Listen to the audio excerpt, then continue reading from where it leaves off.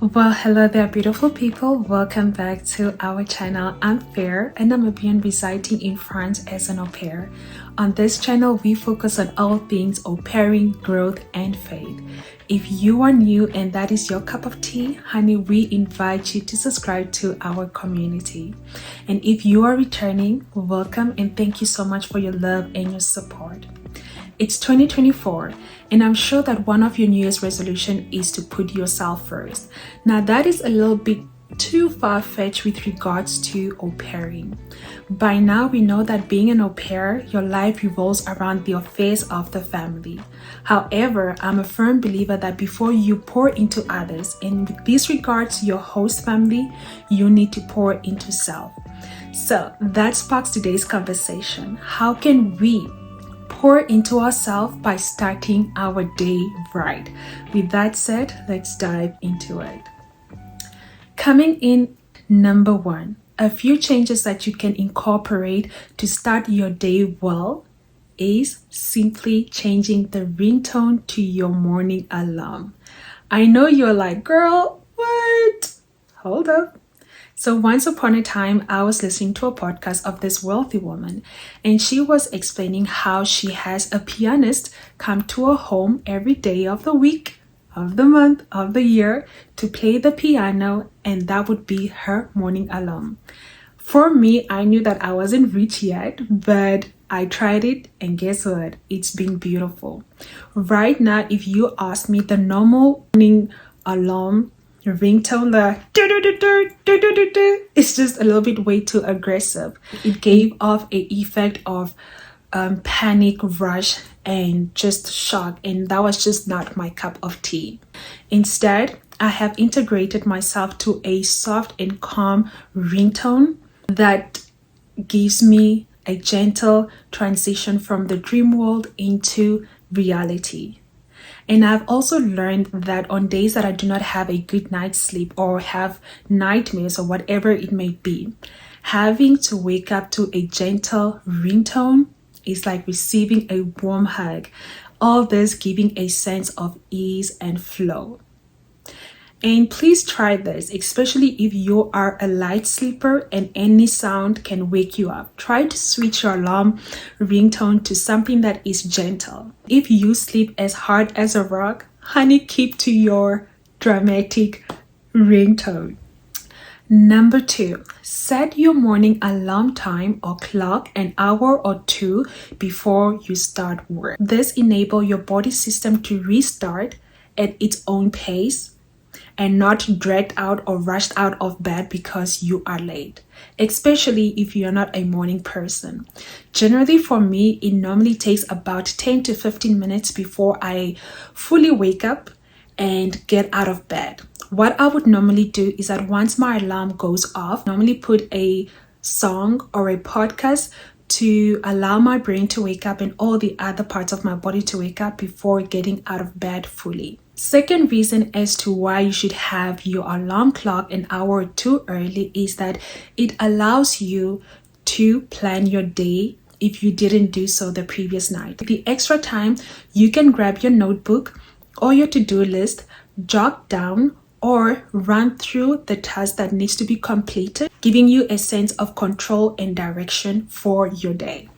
And lastly, reason to why you should have your alarm clock an hour or two early is that on days that you do not have a good night's sleep, waking up early buys you enough time to sweet talk yourself, especially if you have a long day ahead of you or not in the mood of working, aka Blue Monday, after a fun-packed weekend. For me, on days that I am not in the mood of waking up, I know that I have around 2 hours or an hour, so I can stay in bed and complain as to why I do not want to get up, but also take the same time to build myself and encourage myself as to why it is important to look forward to the day and all the people that I will meet throughout the day, shaking off any negativity and sluggishness.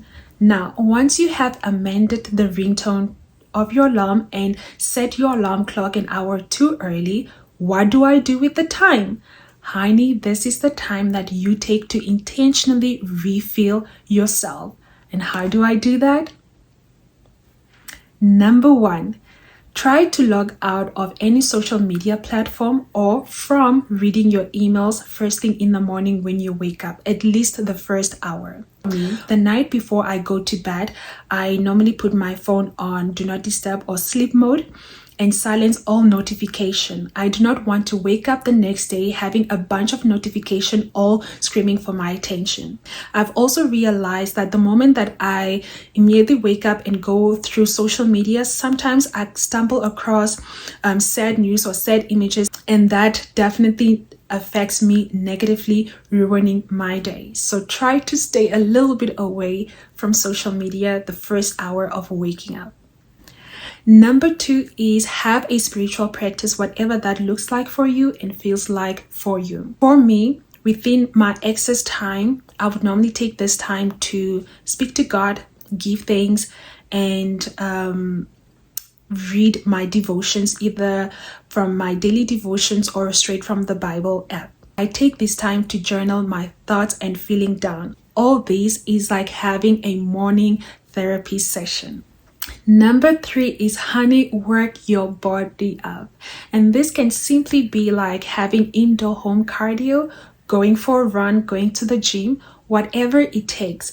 Give strength to your body back because it works hard and you need some extra wooma to get your day started.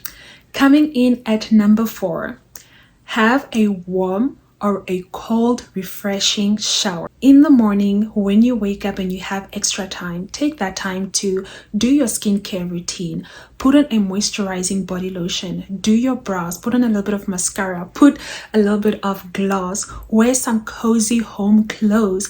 And if you are like me, sprinkle yourself with your favorite body mist or perfume, coming out of your room looking like a whole snack, even if you are at home.